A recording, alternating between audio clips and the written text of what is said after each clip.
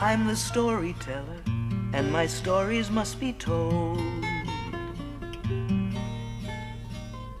I have many stories, tales for both the young and old. I have many voices to describe many places. Many names have I, and many faces. In Russia I am Ivan, in Sweden I am Jan. In Germany I'm Johann, in America I'm John. From my many travels I have gathered these tales to teach you good sense when all else fails. Sometimes there are tears, sometimes there is laughter, but always are happily ever after.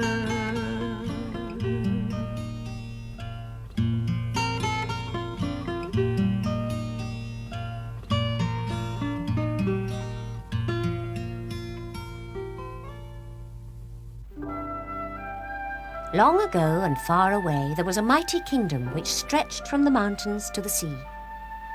This kingdom was ruled by a proud and powerful emperor. Because he ruled so vast a land, he was always kept busy with affairs of state. The chamberlain would press him to sign this or read that. The emperor didn't mind going into battle or raising an army, but he did hate being stuck in the castle. So one day, when the chamberlain was being particularly annoying and the emperor was in a very bad mood, he stormed out of the castle. He called for his favourite horse, and ignoring the persistent pleas of the chamberlain that there were many urgent matters to be attended to, the emperor mounted his horse and cantered away.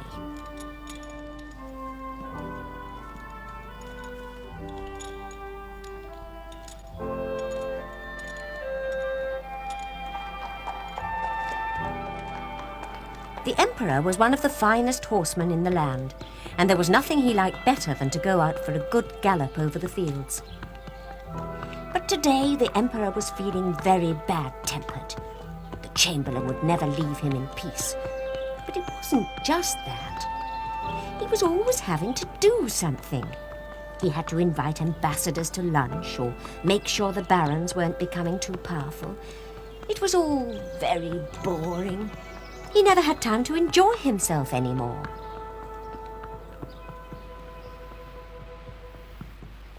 The day was mild and sunny as the emperor went along the road. He hadn't passed this way for some time. What a beautiful garden that was. Wasn't it part of the abbey? I wonder where the abbot is, thought the emperor grumpily. I wonder if he's working. And because the emperor was still in a bad mood, he thought he'd go and see, for he felt like shouting at someone. The emperor looked around and saw the abbot sitting in the garden. It was a fine state of affairs when emperors had to work and his subjects didn't. When the emperor saw the peacefully sleeping face of the abbot, he was overcome with envy. Why should he look so relaxed when I am not? He thought. Good day, Abbot, he said. The abbot was quite overcome when he saw the emperor standing before him. What a beautiful garden, purred the emperor. Do show me round. The abbot was very nervous, but he pointed out all the different flowers and bushes and the arrangement of the beds. The emperor was most complimentary and said it was one of the finest gardens he'd ever seen. But the emperor's thoughts were far from complimentary. He was absolutely furious that one of his subjects should lead such a peaceful life when his own was so hard and troublesome. Here was this fat, happy abbot without a care in the world, living in this fine abbey with a beautiful garden to fall asleep in. Well, he'd soon give him something to think about.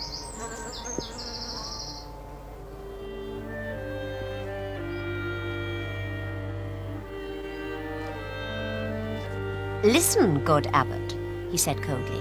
I have 3 questions for you. If you answer them correctly, you may remain here at the abbey.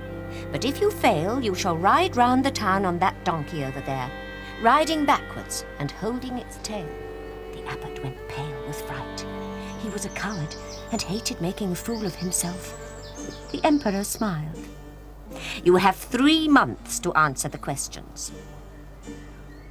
The first is, how long would it take me to travel round the world on horseback, correct to the minute?"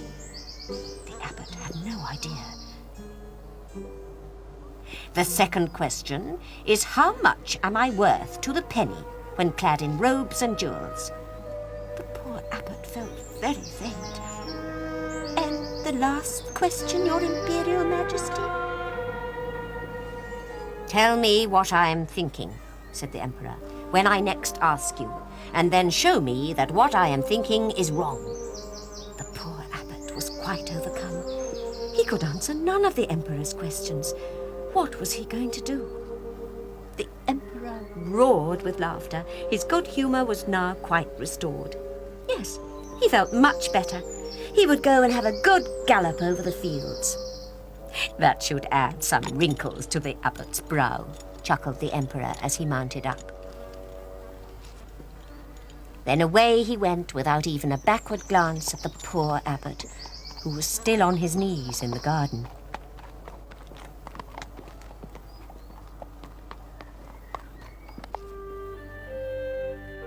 And the emperor was quite right, for from that moment on the abbot's life was as miserable as it had been happy before. He had no idea what to do about the emperor's questions. He wasn't a clever man, and they were very difficult to understand. So he prayed that he might find guidance to answer them. No longer did the abbot sleep peacefully. Now he tossed and turned. He was worried by terrible dreams. He kept seeing the laughing face of the emperor, and no sooner had he woken from that dream than another more terrible came. He dreamt of his humiliation, of being laughed at and being made to feel a fool. He dreamt he was being led around the town, riding backwards on a donkey. For being an innocent man, he could think of nothing worse that the emperor could do to him. The abbot's once healthy appetite now disappeared. Not even his favourite dish could tempt him any more. Now he spent all day in the abbey, never going out into his beautiful garden, for it reminded him too painfully of the emperor's visit. And if for one moment he did forget his worries, he only had to see the donkey, and he felt faint again.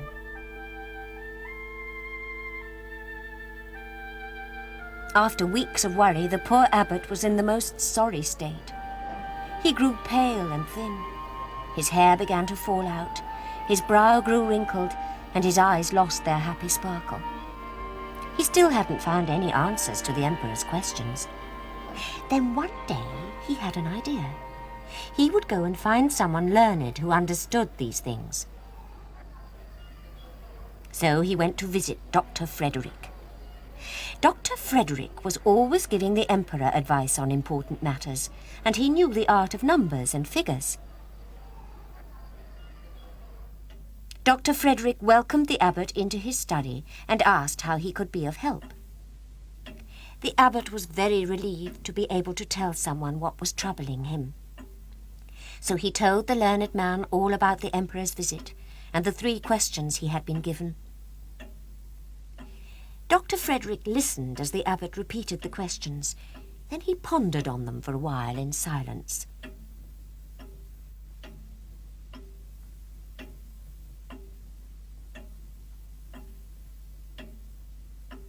The abbot waited, then watched with awe as the doctor went over to his globe. He took up a piece of string and he began to make some measurements.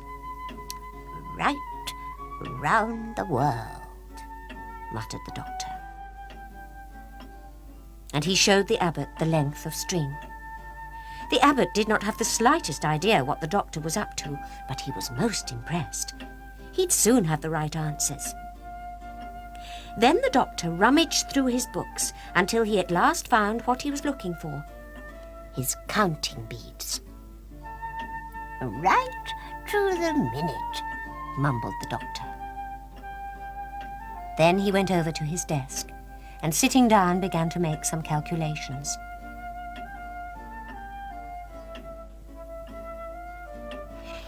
It would take the Emperor 3 years, 8 months, 4 days and 5 minutes to ride around the world, said the doctor.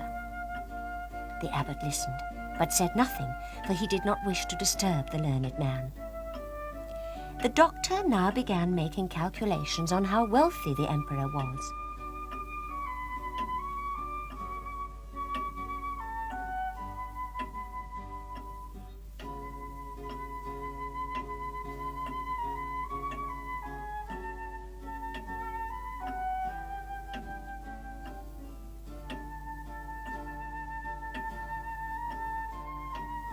Again, he scribbled down calculations. He made lots of calculations, and then he made some more calculations. Before saying, "The Emperor is worth 2,003,004 pieces of gold, precisely." "Oh, thank you, Doctor," said the abbot. "But there is the last question." "What will he be thinking?" murmured the doctor. "Well, he's bound to think nothing just to confuse you. So you tell him nothing is something, and therefore he is wrong." Dr. Frederick then handed over his sums to the abbot. The abbot was delighted and thanked the doctor for all his help. The abbot left the doctor's house feeling much better. But try as he might, he could not quite forget the donkey. It still haunted him. Now, he had heard that there was a man called Merstaff, not respected like Dr. Frederick, but feared by the people who visited him, for he dabbled in strange sciences. Some people said he was a fake and a charlatan. But with the thought of the donkey ride still in his mind, the abbot decided to pay Merstaff a visit. It would do no harm to check. Merstaff sat in his filthy room, surrounded by hissing bottles and strange objects. The abbot felt a little uneasy, but he bravely went over to where Merstaff sat, chuckling to himself. "I have come to ask your advice on a certain matter," said the abbot a little stiffly, and he told Merstaff the emperor's questions. Merstaff thought for a while. Then he turned his globe and began chanting to himself as he drew strange symbols on some paper. The abbot didn't understand a word of it. At last Merstaff gave a terrible cackle and said, "It would take 14 years, 2 months and 4 days to ride around the world." The abbot's heart sank when he heard this. He didn't trust Merstaff at all, but he dared not leave yet.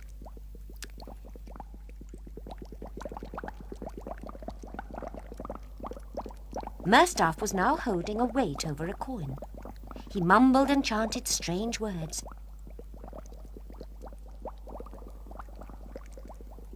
And then, opening his eyes, he began to write.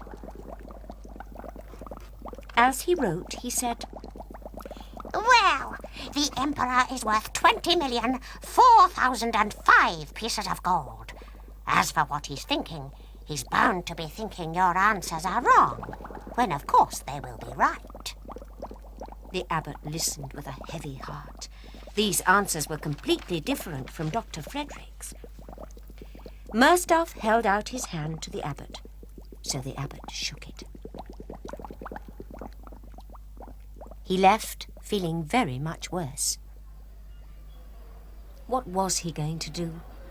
Dr. Frederick's answers seemed very much more serious than Merstaff's, who the abbot was sure was a fake. But could he be sure that Dr. Frederick's answers were right? In a few days' time he would have to appear before the emperor and tell him the answers. He must be sure that they were right, for he could not bear the thought of the donkey ride if he failed. Not only that, but he would have to leave the abbey, and then where would he go? "Oh dear," thought the abbot, "what has my life come to?" Behind the abbey there were fields where sheep grazed, And because the poor abbot could not bear to stay in the abbey, and he had no wish to even look at his garden, he went for a walk across the fields. Here he felt a little of the peace he had once known. Growing tired, he sat down on the grassy slope. Close by sat a shepherd tending the flock. When he saw the abbot, he got up and went over to him. Now the abbot had once sent some food and clothing to the shepherd's wife when she was ill, so the shepherd wanted to pay his respects. But when he introduced himself, the abbot barely noticed, so deep was he in gloom. "Excuse me, good abbot," said the shepherd, "but you look troubled. Can I be of any help?" "Thank you, good shepherd," said the abbot sadly, "but no one can help me." "Please," said the shepherd gently, "trust me. Let me help."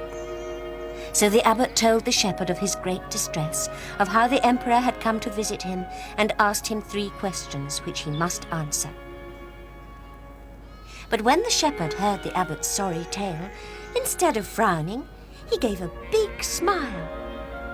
"Listen, good abbot," said the shepherd, "don't be sad. If you will lend me your cross and robes, I will go before the emperor instead of you and answer your questions." The shepherd was quite serious. "Would you do that for me?" cried the abbot, almost in tears.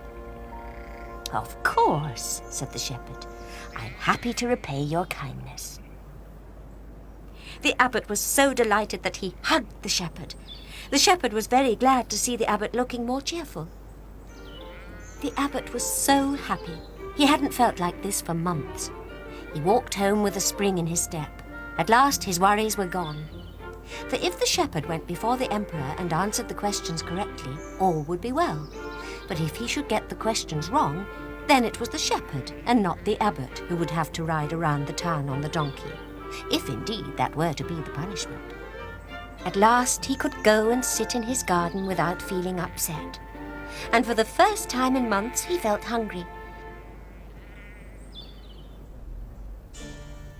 The day arrived when the abbot was to go before the emperor. Word came that he was waiting outside. The emperor was told. He had forgotten all about his wager with the abbot, and he was curious to see if the abbot still looked so fat and happy.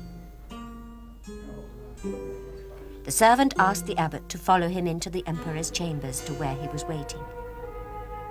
The emperor was quite happy to put aside his letter writing to test the abbot, for it was much more fun. The abbot walked respectfully up to the emperor and bowed.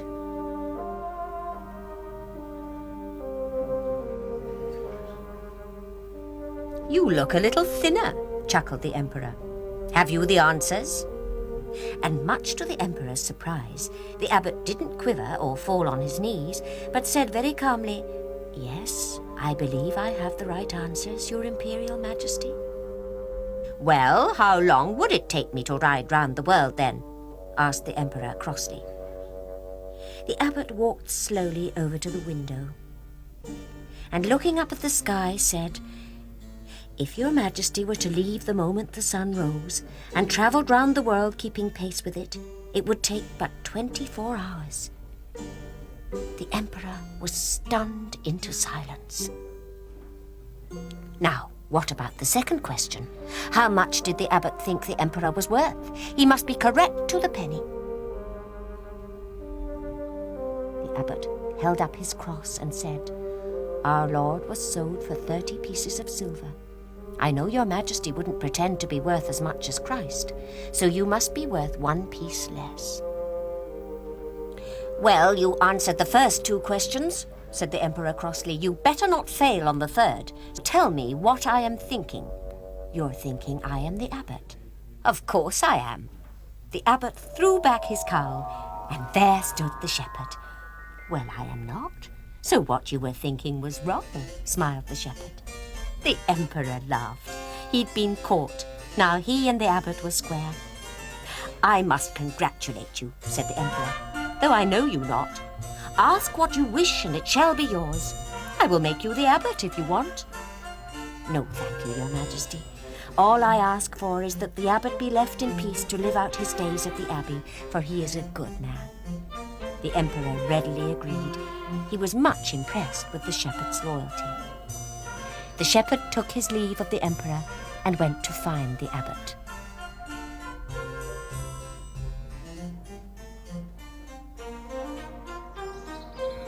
The abbot was in the field tending the sheep, for they could not be left without a shepherd. And since the abbot had given the shepherd his robes, he did not think it would be quite the thing to wander round the abbey dressed in sheepskins. The abbot was waiting eagerly to hear what had happened at the court. He did hope the shepherd didn't have to ride the donkey, though the shepherd had assured him that he was very fond of the animal. But here came the shepherd, hurrying towards him. "What happened?" cried the abbot. "Did you get the answers right?"